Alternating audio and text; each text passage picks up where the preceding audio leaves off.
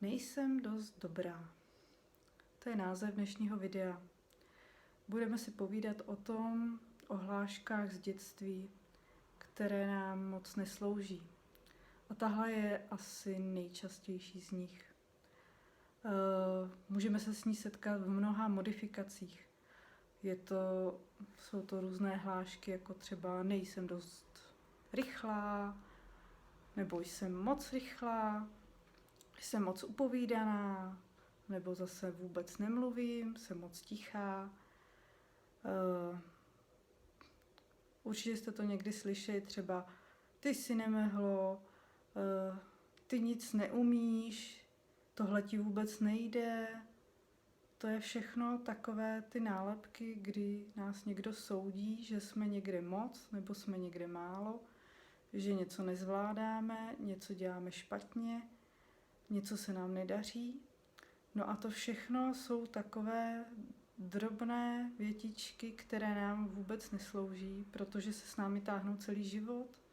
Potom se s nimi setkáváme v dospělosti, kdy máme pocit, že prostě na jazyky jsem tvrdá, prostě to nedám, to se nikdy nenaučím a rovnou to vzdáváme. Nebo třeba neumím malovat, někdo mi řekl, že obrázky jsou ošklivé, nebo jsem nabyla dojem, že prostě si nikomu nelíbí, tak jsem si tu činnost zavřela a třeba teď jsem se k ní vracela.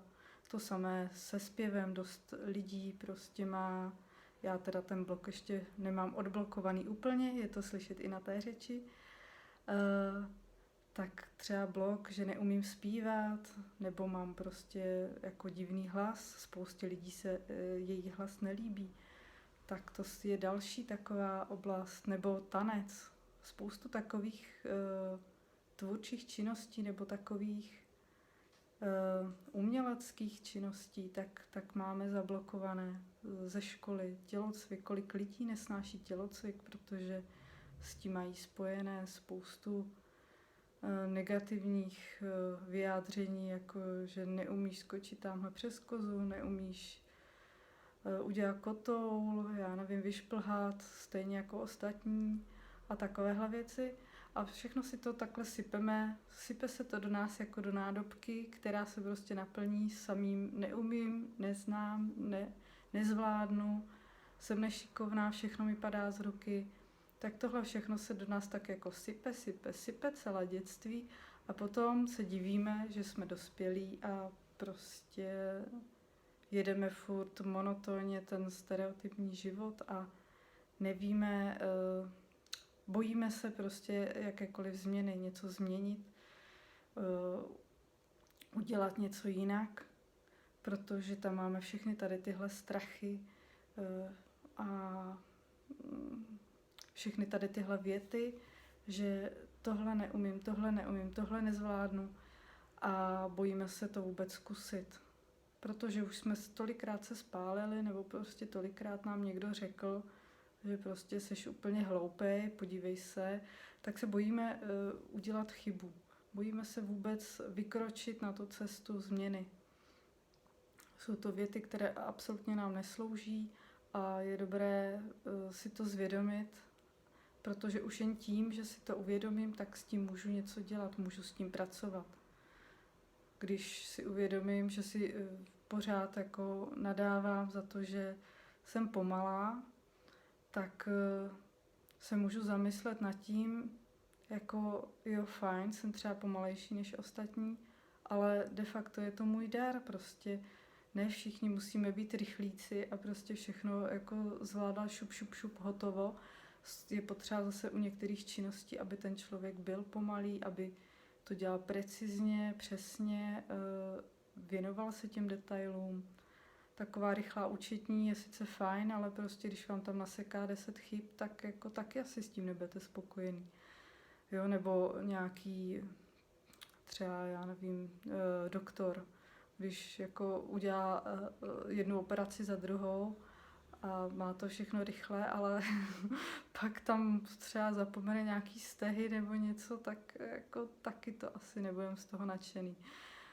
Takže prostě mě třeba hodně lidí říká, že jsem akční, že jsem moc rychlá a A dcera mi věčně říká, že jsem moc upovídaná, ale jako jsou činnosti, kde se to hodí. Takže je fajn si hledat tady tyhle věty, kdy co kdo řekl a naučit se to brát jako názor, jako další názor někoho jiného, který nás soudí, což je nesmysl, protože každý jsme jedinečný a každý jsme dostali do vínku něco jiného a kdybychom všichni dělali to, co nám všichni říkají, kdybychom všichni se takhle zprůměrovali, jakože škola se o to intenzivně snaží, a pak vylezem ze školy a máme být ty originální bytosti, zaměstnanci, kteří jsou prostě úplně super a vědí, co mají přehled a vzdělávají se v nějakém svém oboru, v něčem, co je naplňuje, co je baví, ale přitom vlastně ta škola nás úplně jakoby tak jako seškatulkuje do té škatulky, abychom všichni všechno uměli průměrně, ve všem prostě nikde nevynikali, protože se celý život zaměřujeme na činnosti, které nám nejdou, abychom se v nich zlepšili a byli aspoň v tom průměru, místo abychom se zaměřovali na činnosti, které nám jdou a v těch se zlepšovali, tak prostě se de facto snažíme furt dosáhnout nějakého průměru, což je prostě úplný nesmysl. Takže se zkuste podívat na takové vaše činnosti, u kterých máte takové neumím, nezvládnu, jsem moc. A můžete si tam najít svoje dary, otevřít si tady tyhle bolístky, proléčit a hlavně je přijmout. Takové to, jsem dřevo, jsem nešikovná, nikdy nebudu umět tancovat.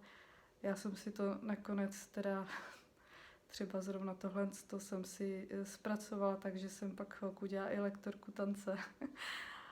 A prostě dá se s tím pracovat, dá se přes to přejít. I jazyky se dá naučit, i když jsem třeba měla v hlavě, že jsem tvrdá na jazyky, že jazyky mi nikdy nepůjdou, tak přece jen třeba tu angličtinu, není to žádný zázrak, ale vím, že se na tom dá pracovat a že se to dá naučit, že když člověk chce, tak to jde. Takže zkuste si zvědomit, tohle video je hlavně proto uvědomit si, kde mám nějaký nesmysl v té hlavě, kde prostě si něco myslím, je to názor někoho jiného, je to názor okolí. Uvědomit si to a pak s tím se dá pracovat. Mějte krásný den a zase příště. Ahoj.